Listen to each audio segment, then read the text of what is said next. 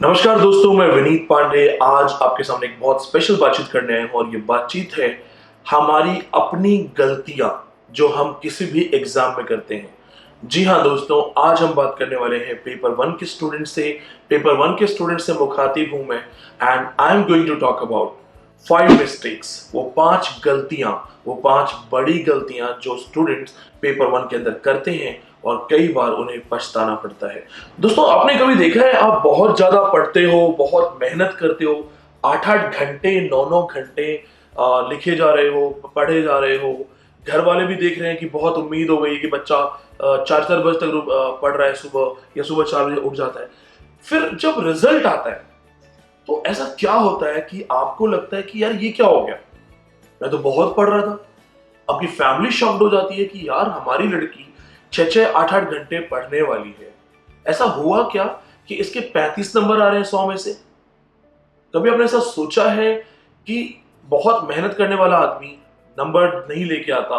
और आपने ऐसे लोग देखे होंगे जो दिन भर क्रिकेट खेल रहे होते हैं, घूम रहे होते हैं बाइक्स पे। स्पेशली मैं अपने दोस्तों की बात करता हूँ। चलिए, मेरे ऐसे बहुत सारे दोस्त हैं जो बहुत कम पढ़ते हैं लेकिन स्कोर बहुत अच्छा करते हैं। मैं खुद शायद बहुत उनमें से नहीं हूं जो बहुत ज्यादा पढ़ के बहुत ज्यादा सेटिंग्स में बहुत ज्यादा बैठने वाला आदमी हो, लेकिन स्कोर ज्यादा आ जाता है। तो कभी आपने इन चीजों के बारे में सोचा है? कुछ ऐसे स्टूडेंट्स होते हैं कि वो कितनी भी मेहनत कर लें, कितना भी लिख लें, कितना भी बेस्ट लगा दें, वो कहीं ना कहीं एग्जाम में जाकर के घबरा जाते हैं, मिस कर देते हैं और फेल हो जाते हैं। जी हाँ दोस्तों, आज हम बात करने वाले हैं बहुत सारी मिस्टेक्स के बारे में।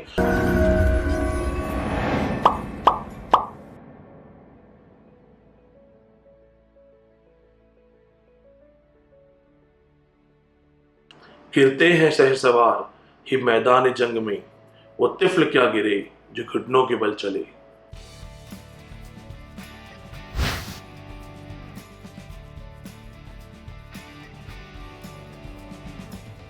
5वें नंबर पे मैंने इसको इसलिए रखा है क्योंकि ये सबसे लास्ट में आती है, सबसे एंडिंग में होती है। जी हाँ दोस्तों, रिवीजन करने का सही तरीका ना होना। और उससे भी बड़ी मिस्टेक होती है जब आप रिवीजन ही नहीं करते। तो मुझे विश्वास है कि आप लोग रिवीजन तो करते ही होंगे, एग्जाम से पहले जरूरी भी है, लेकिन रिवीजन करने का सही तरीका नहीं होना। आइए देखते हैं कैसे। दोस्तों, हम रिवीजन किस चीज का करते हैं? हम रिवीजन करते हैं जो हमने नोट्स बना रखे हैं, जो हमने किताबों में निशान लगा रखा है, जो हमने कुछ चीजें अंडरलाइन कर रखी हैं। क्या आपने कभी रिवीजन करते समय एक चीज नोट की है कि जो चीज आपको याद नहीं आ रही होती है, बार बार रिवाइज करने के बाद भी याद नहीं हो रही होती है, हम उससे डरना शुरू कर देते हैं, घबराना शुरू कर देते हैं। ऐसे ही दूसरी चीज जो ये होती है, जब हम रिवीजन करना शुरू करते हैं तो हम अपने फेवरेट टॉपिक्स को ज्यादा से ज्यादा पढ़ते हैं, क्योंकि हमें लगता है वो फेवरेट टॉपिक्स हैं, हमें पहले से अच्छे से आता है, तो शायद यहीं से क्वेश्चन आएगा। तीसरी मिस्टेक जो इसके अंदर होती है वो ये होती है कि रिवीजन करते समय बाहरी प्रभाव, बाहरी इन्फ्लुएंस। कुछ लोगों ने कहा ये यूनिट इंपॉर्टेंट है, कुछ ने कहा उस यूनिट को छोड़ दो, उससे कुछ नहीं आता है, कुछ ने कहा लास्ट टाइम पेपर में यहां से कुछ नहीं आया था, आपने उसको छोड़ दिया। आपका रिवीजन भी अगर साइंटिफिक नहीं है, आपका रिवीजन भी फुल फेथ, फुल कॉन्फिडेंस पे बेस्ड नहीं है, तो आप सिंपली बैठ के सिर्फ पन्ने पलट रहे हैं, आप रिवाइज नहीं कर रहे। क्या आपने कभी भी रिवीजन करने के बाद ऐसी कोशिश की है कि आप अपनी कॉपी को एकदम पलट दीजिए, अपनी नोटबुक को पलट दीजिए और अपने आप से बात कीजिए कि आपको अपने रिवीजन किए हुए टॉपिक्स में कितनी चीजें याद हैं? क्या आपने अपने कभी माइंड को ग्रिल करने की कोशिश की है कि मैं जो चीजें रिवाइज कर रहा हूं या कर रही हूं वो मुझे दोबारा याद आता है कि नहीं? कहते हैं, जब मैं बचपन में पढ़ता था तो हमारे यहाँ पे जोक्स आते थे, इतिहास और भूगोल बड़े बेवफा, रात को पढ़ो सुबह तक सफा। तो क्या आपके साथ ऐसा हो रहा है? अगर आपके साथ ऐसा हो रहा है तो आपकी रिवीजन स्ट्रेटेजी खराब है। आपका मेरा एक सजेशन है छोटा सा, मैं यहीं पे एक सॉल्यूशन दे देता हूं। अपने आपके टाइम लिमिट के लिए एक सेट कीजिए कि 1 या 1.5 घंटे के बाद आपका अलार्म बजे। उस अलार्म से आपको ये पता हो कि रिवीजन में अभी तक जो मैंने किया है वो मुझे याद हुआ कि नहीं। कुछ लोग पेपर या नोट्स लेके बैठे रहते हैं और उसको कलर करते रहते हैं, बार बार अंडरलाइन करते हैं, बार बार चीजें करते हैं कि वो मेरा रिवीजन हो रहा है। वो रिवीजन नहीं हो रहा होता है, वो सिर्फ टाइम वेस्ट हो रहा होता है। तो always go for a quality recheck, अपने आप को चेक करते रहिए। दोस्तों, नंबर 4 पे है फियर ऑफ सक्सेस। आप में से बहुत से लोग सोचेंगे कि मैंने फियर ऑफ सक्सेस क्यों 4th नंबर पे रखा। दोस्तों, आप सिलेबस ढूंढते हैं, आप पढ़ना शुरू करते हैं, आप स्ट्रेटेजी सेट करते हैं, उसके बाद ये सब होने के बावजूद लोगों के पास कोचिंग क्लासेस हैं, लोगों के पास नोट्स हैं, बुक्स है, फिर भी कहीं ना कहीं कुछ लोग घबराते हैं। Fear of success paper one में मैंने क्यों अप्लाई किया, ये मेरा पर्सनल अपना एक आइडिया है, आइडियोलॉजी है, आप मान सकते हैं। बहुत सारे बच्चे जो इस वक्त मुझे देख रहे हैं, मैथ्स एंड रीजनिंग में काफी हद तक वीक होते हैं। जी हाँ दोस्तों, मैं आर्ट्स के हिसाब से बात कर रहा हूँ। आर्ट्स में, ह्यूमैनिटीज में बहुत सारे बच्चे जो हैं, उनकी मैथ्स जनरली 10th क्लास से ही हमारी वीक होती है। हिंदुस्तान का सिस्टम है, आपको पता होगा कि अगर आपके 60% नहीं है तो अड़ोस पड़ोस के लोग भी कहते थे कि अरे ये तो आर्ट्स लेगा। आर्ट्स को बहुत, ह्यूमैनिटीज को बहुत ही घटिया तरीके से देखा जाता है, हे दृष्टि से देखा जाता है। मैंने भुगता है दोस्तों। बहुत इज्जत की बात होती थी साइंस लेना, बहुत बड़ी इज्जत की बात होती थी नॉन मेडिकल लेना, और आर्ट्स वालों को ऐसे गिना जाता था जैसे ये फालतू है। तो दोस्तों, हम आर्ट्स वाले भले कितना भी क्रिएटिव हो, लेकिन सबको पता होता है कि हम लोग मैथ्स में, रीजनिंग में कमजोर हैं, और मैथ्स और रीजनिंग एक बड़ा पोर्शन है। आपके 10 से 11 क्वेश्चन मिला करके मैथ्स और रीजनिंग के बन जाते हैं। तो बहुत सारे स्टूडेंट जो प्रिपेयर कर भी रहे होते हैं, उनको हमेशा ये डर होता है कि मैं कितना भी टीचिंग एप्टीट्यूड पढूं, कितना भी रिसर्च पढूं, कितना भी आईटीसी प्रिपेयर करूं, मेरा मैथ्स और रीजनिंग वीक है। और व्हाट इफ, क्या होगा अगर मेरा मैथ्स और रीजनिंग ही पेपर में आकर के मेरा सारा रिजल्ट खराब कर दे। तो ये डर जो है वो काफी जेन्युइन है, वो सबको होता है। और जब मैं बहुत सीरियस लेवल पे प्रिपेयर कर रहा था तो मुझे भी डर लगता था। लेकिन जी हाँ दोस्तों, हर डर के आगे एक जीत होती है, और हर डर का एक सॉल्यूशन होता है। इसका सॉल्यूशन ये है कि हो सकता है आपसे डीआई ना हो पाए, कोई बात नहीं, रीजनिंग तो की जा सकती है ना, रीजनिंग की प्रैक्टिस तो की जा सकती है। और डीआई भी दोस्तों कोई बहुत ज्यादा टफ नहीं है। कुछ छोटे फॉर्मूलाज आपको रटने हैं और आपको प्रैक्टिकली उसको अप्लाई करना है। अगर आप खुद सोचिए, मैं आपको टारगेट देता हूं, हर उस बच्चे को मैं टारगेट देता हूं जिसको मैथ से डर लगता है, ये मेरा टारगेट है। डीआई के तरीके सॉल्व करने के किसी से भी सीखो, और अपने आप को 50 डीआई सॉल्व करने का टाइम दो, अपने आप को मौका दो, अपने आप को चांस दो। मैं ऑन कैमरा बोल रहा हूं दोस्तों, पहले डीआई सॉल्व करने का तरीका सीखो एंड 50 बार प्रैक्टिस कर लो। एक चाइनीज कहावत है कि मुझे तुम्हारे उन 10,000 मार्शल आर्ट ट्रिक्स का डर नहीं है जो तुमने एक बार प्रैक्टिस की है, मुझे तुम्हारे उस एक वॉर, उस एक किक का डर है जो तुमने 10,000 बार प्रैक्टिस की है। तो 50 बार डीआई प्रैक्टिस कर दो, इतनी कौन सी खतरनाक डीआई जो हमारे स्टूडेंट्स से ना हो पाए। नंबर 3 जो है वो बहुत बड़ा प्रॉब्लम है, क्योंकि देखिए, सबसे पहले आप ढूंढते हैं सिलेबस क्या है। ओके, आप देखते हैं कि आपका मन है पढ़ने का, मोटिवेशन है, आप पेपर को इग्नोर करना है, नहीं करना है।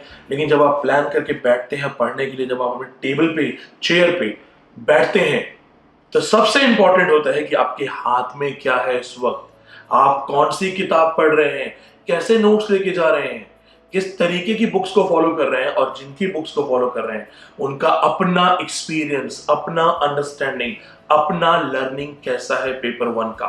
दोस्तों, आपने से बहुत सारे लोग एक्शन मूवीज देखते होंगे, आपने देखा होगा ना, बड़े अच्छे अच्छे हॉलीवुड में एक्शन मूवीज होती हैं, कमांडोज वगैरह बड़े अच्छे अच्छे होते हैं, आपको बहुत अच्छा भी लगता है, बड़ा ग्लैमरस लगता है।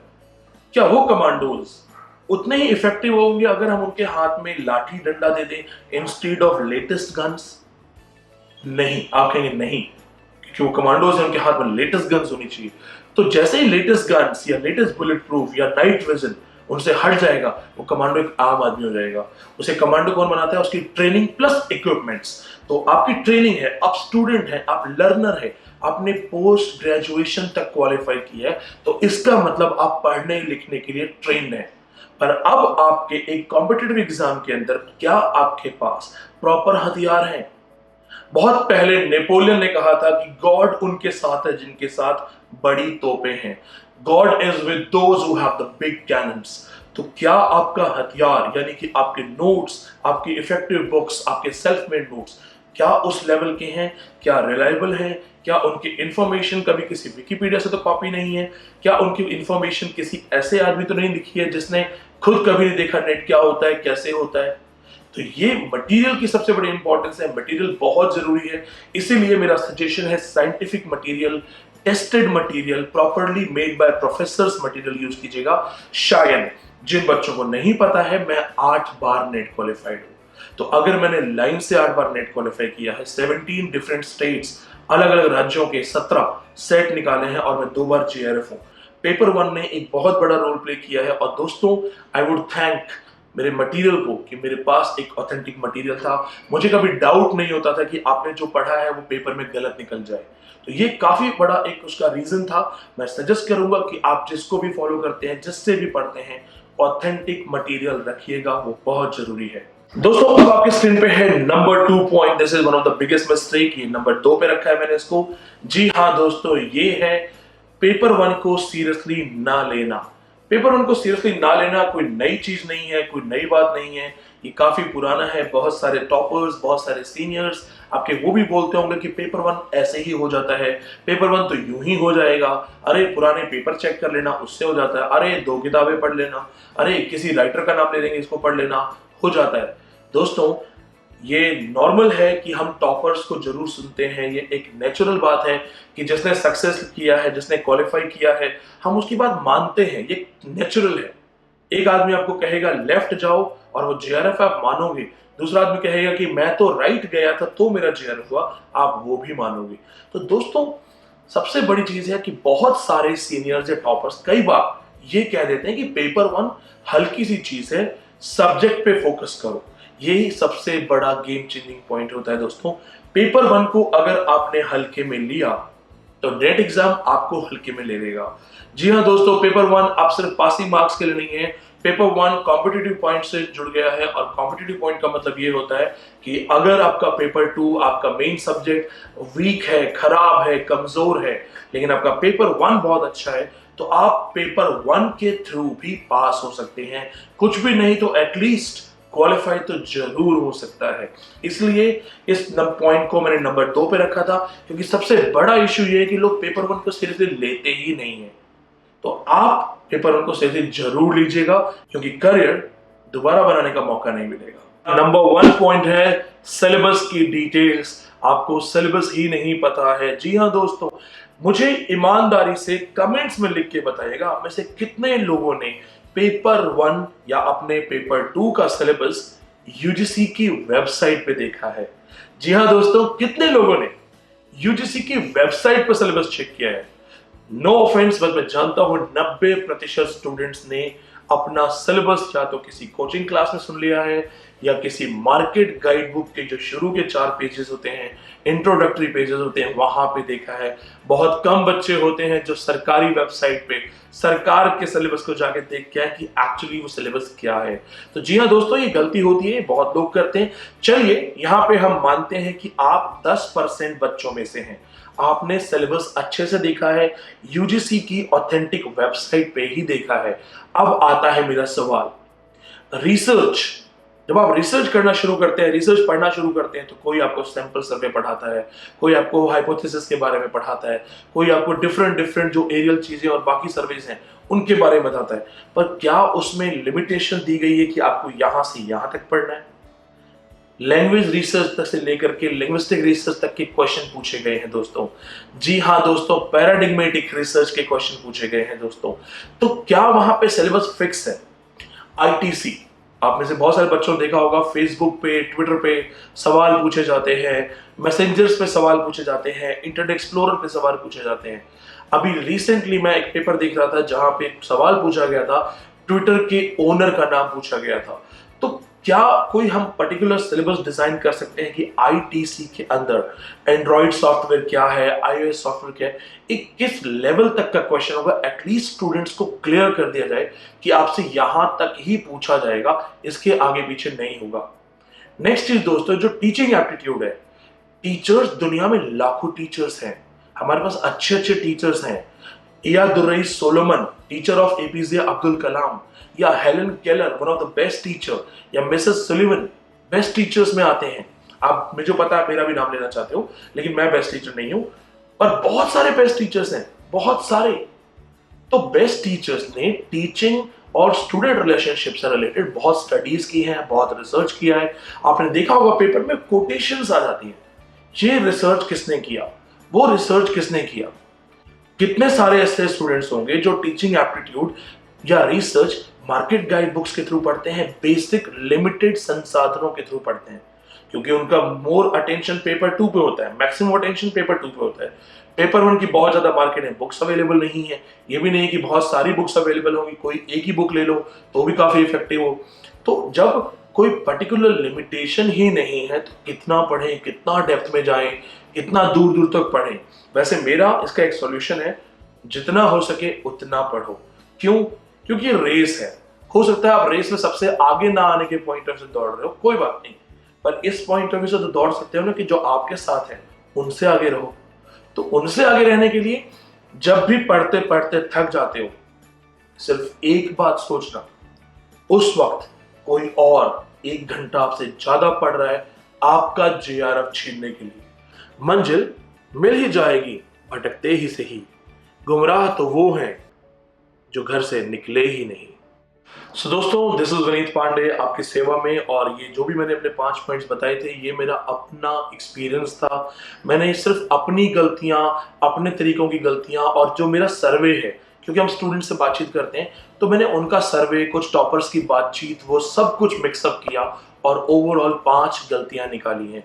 दोस्तों, मुझे इस वीडियो जो आपके दिल को छुएगा, इससे एक ही चीज इसके बदले में चाहिए। जी हाँ, आपको लग रहा होगा मैं सब्सक्राइबर मांगने वाला हूं, नहीं, मुझे आपसे बदले में चाहिए ये वादा कि ये 5 गलतियां आप एग्जाम में नहीं करेंगे। अगर आप प्रॉमिस करते हैं तो मुझे कमेंट्स में प्रॉमिस, अपना नाम, अपना स्टेट लिख के भेजिएगा। धन्यवाद।